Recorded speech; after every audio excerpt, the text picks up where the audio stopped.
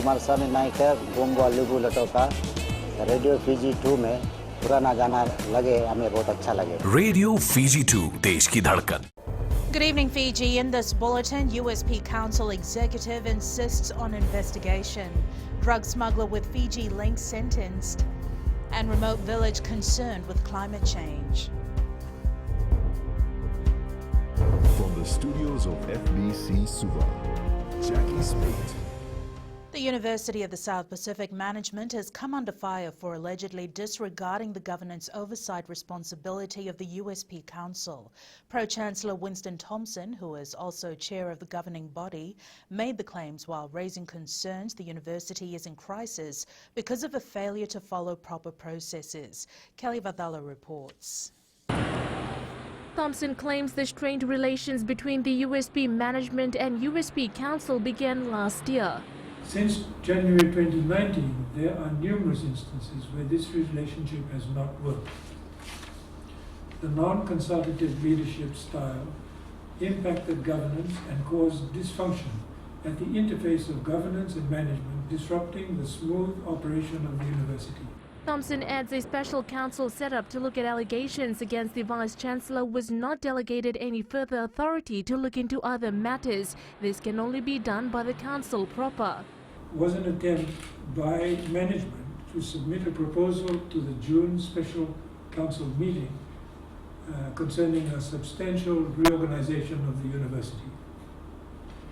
The council expects such proposals to have been thoroughly and widely studied by the principal committees and stakeholders before being finally deliberated on by the full council. USP Audit and Risk Committee Chair Mahmood Khan, who initially leveled allegations against Professor Paul Aluwalia, stands by his belief that an independent body must investigate his claims.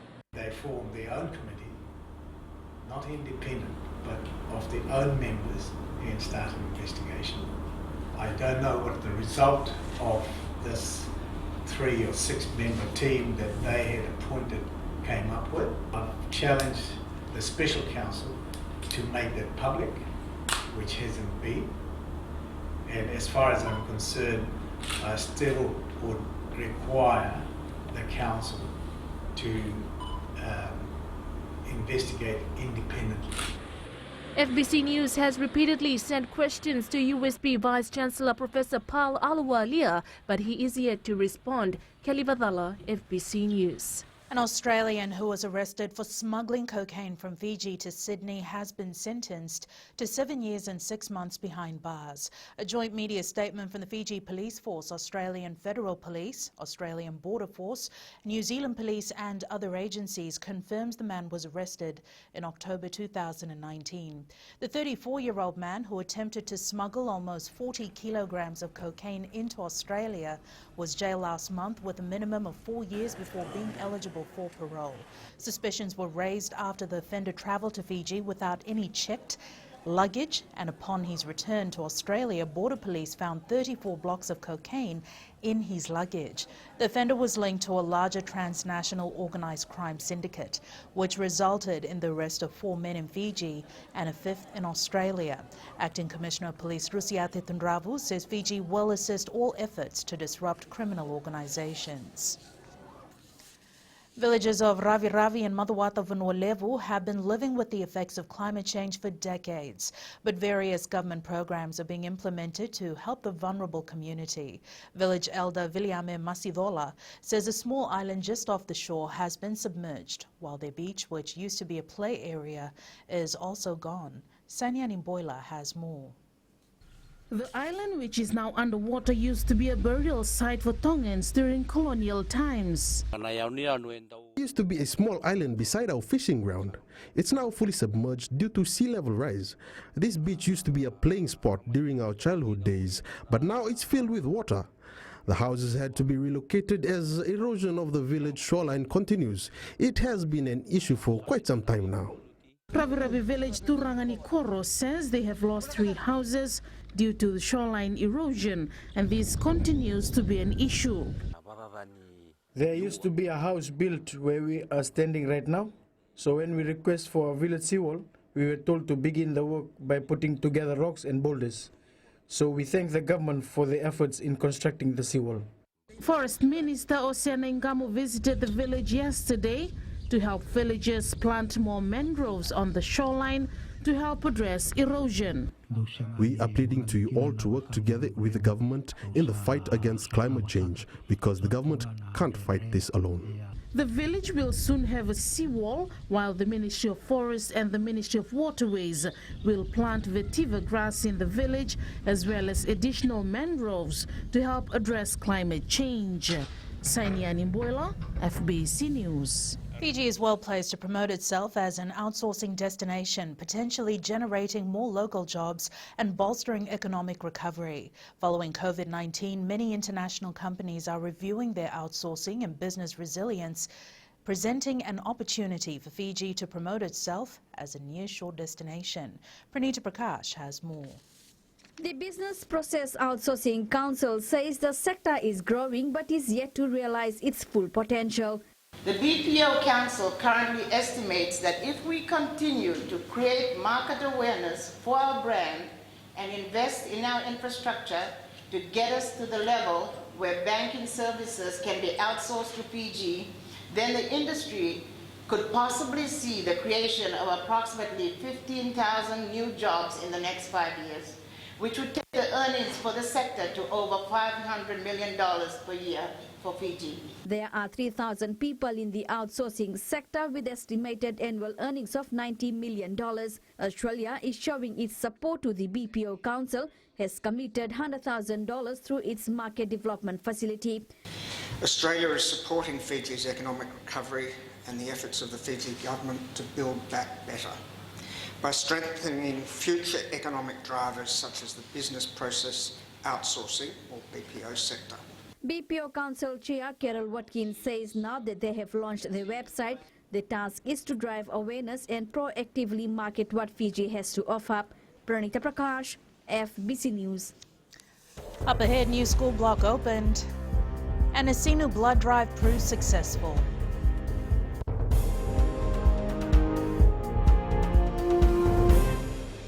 मैं totally ready में रहता हूँ और radio Fiji बहुत radio Fiji रोज सुनता हूँ। Radio Fiji 2 देश की धड़कन।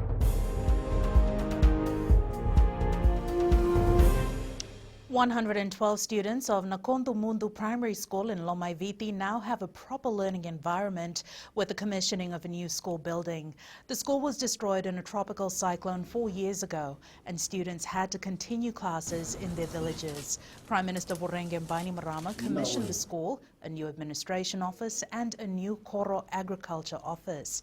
Bainimarama says the new structures have been built to withstand another TC Winston. The cost was more than $3.5 million, a small price to pay for the future of our children. The police post and health center sustained serious structural damage. Staff quarters at both places were destroyed, and the agriculture and district offices were completely destroyed. But like the Nakondu Mundu Primary School, they are back, and they will stay. They are not just buildings. They house services that a community cannot live without. 2 new fiberglass boats with engines and solar-powered freezer was also handed to the community. The agriculture sector is moving towards exporting processed foods to avoid facing biosecurity issues. While launching new dried pineapple and pawpaw candies in Nausori, Agriculture Minister Dr. Mahendra Reddy says processing new commodities for export is much easier. He adds exporting fresh produce requires handling with care even when transporting it to keep its freshness. Dr. Reddy says processed foods also generate more income for farmers and help revive the sector. The newly launched pineapple and pawpaw candies will be available in retail outlets in the next month. Problems that arises out of biosecurity. So when you are able to, when you are exporting, primary commodity fresh produce, the rules in biosecurity, phytosanitary issues comes in, and that becomes a hindrance to exporting of primary fresh produce. So when you convert it into a product, then biosecurity becomes pretty much a non-issue. The Nasino Junior Chamber held a successful blood drive today with 20 pints of blood collected for the Colonial War Memorial Hospital Blood Bank.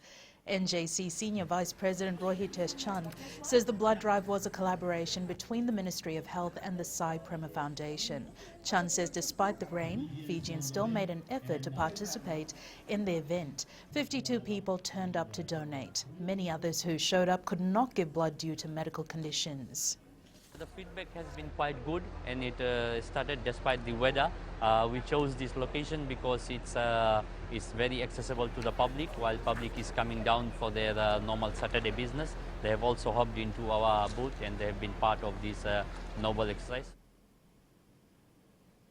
The Solo Mums project held its first market day in Nasinu today with hopes to mentally and economically empower single mothers who have gone through challenging times over the years. Project manager Esita Karanavata says some of the women have been victims of abusive relationships and marriages that did not work. Kelly Vadala reports these mothers were left with kids to raise, and changing their mindset during training wasn't easy.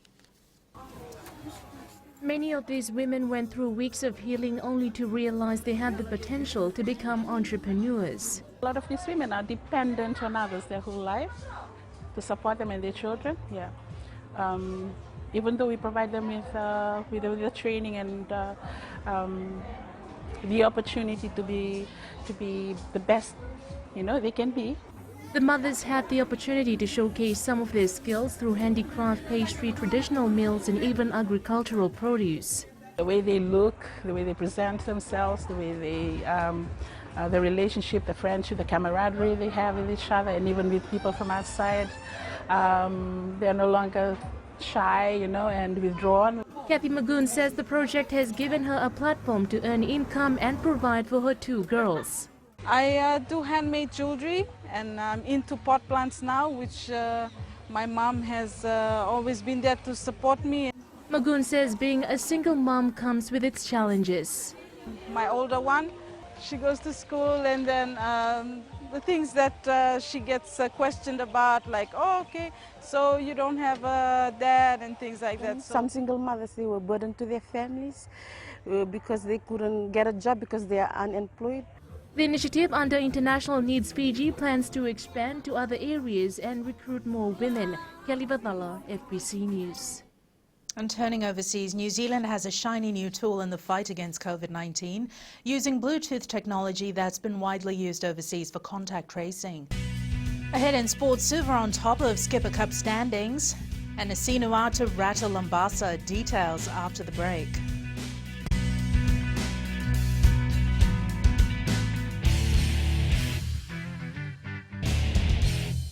Pula nadang go approach lang karse go erkraki do televe on varong na Radio Fiji 1 nandomo ibiti. Radio Fiji 1 nandomo ibiti.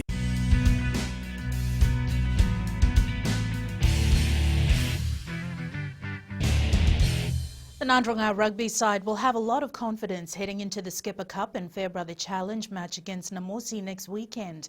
The Brave Stallions put on a much improved second half performance before going down 32-26 to Suva. Aquila Dama with more. After a minute of silence was observed for the late Lemeki Kuroi, Suva went straight to work, and many thought it was going to be a one-sided affair with 3 unanswered tries in the first spell. Gets it out, Misaile Petero, first try. James Brown looking for it. Leone Nawai. And Brown over. Wangatambu racing back. Volarica is there. Napoleon Inalanga couldn't take that. Seru Pepeli Volarica won that, and then infield to Misaile Petero. Going into the halftime break without a point, the Stallions returned to score 26 points from 4 penalties to Apisalome Wangatambu and tries to Mesaki Tunamena and Setefano Somoda. And Somoda goes over the top. The try is there. Tunamena picks it up. Nandronga on the charge. And Tunamena will get the try for Nandronga. However, the Skipper Cup champions managed to add another 2 tries before full time. Tekla didn't release the man on the ground, and Suva. Misaile Petero, try! Can they finish it off? Can they close it off? Penalty for Suva, advantage played, taken up. James Brown, is it? Both teams admit they have a lot of work to do. We've got experienced players in the team that we were able control that second half onslaught by Nanronga, and were able to finish off the game with another 2 tries. Suva will play Asawa next week while Nanronga meet Namosi. Aquila Dhama, FBC Sports. The MPS Industries Nasino football side knows playing Lambasa at Subrel Park will be a different ball game altogether. Nasino star Jasneet Vikash Singh, who returns to the side after missing out last week against Rewa, believes they can do well in the remaining 5 Vodafone Premier League rounds. Under the guidance of Thangi Vonolangi, Nasino has improved, and Singh says he likes the bond in the team. Basically to stay longer with the Nasino, grow here, get more exposure, and learn more, then basically we'll think about changing the districts and whatnot. We are sixth placed on the tables, and we are working towards going up towards the ladder. The Suvatouch Rugby Association has begun weekly competitions. More than 43 teams, with 18 in the men's 9 mixed, 7 women's and 9 in the Masters 30s, will be part of the 8-week-long program at the University of the South Pacific Ground.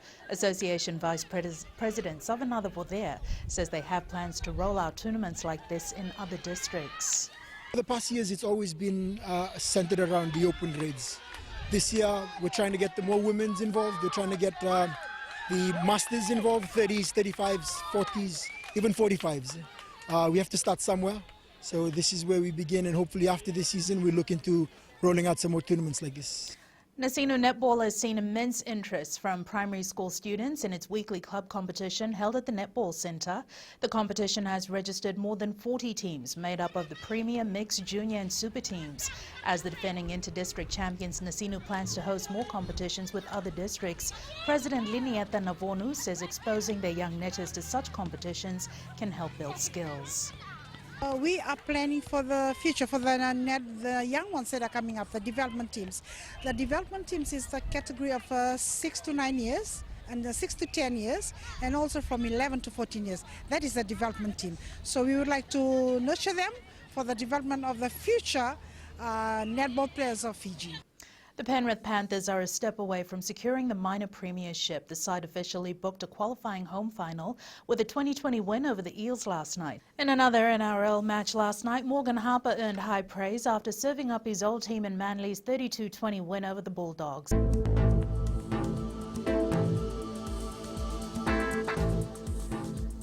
Cloudy conditions with brief showers were experienced over the eastern and interior of the larger islands. Mainly fine weather conditions prevailed elsewhere. Quick look at the weather map in the west.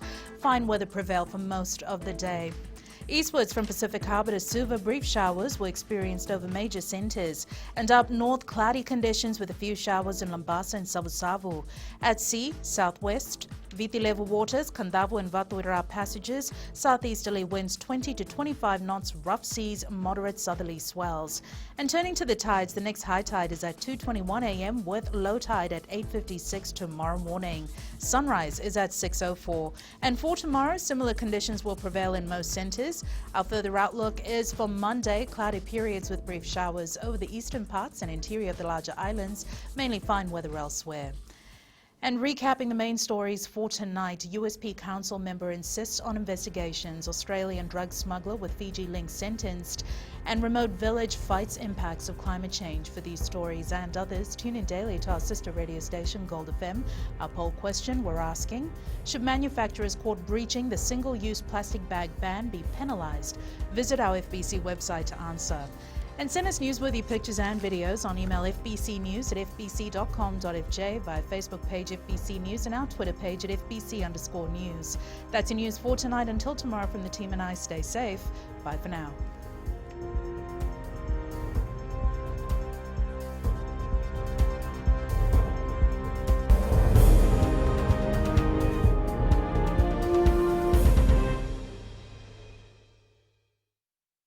Bula FM number 2 NSR. Bula FM number 2 NSR.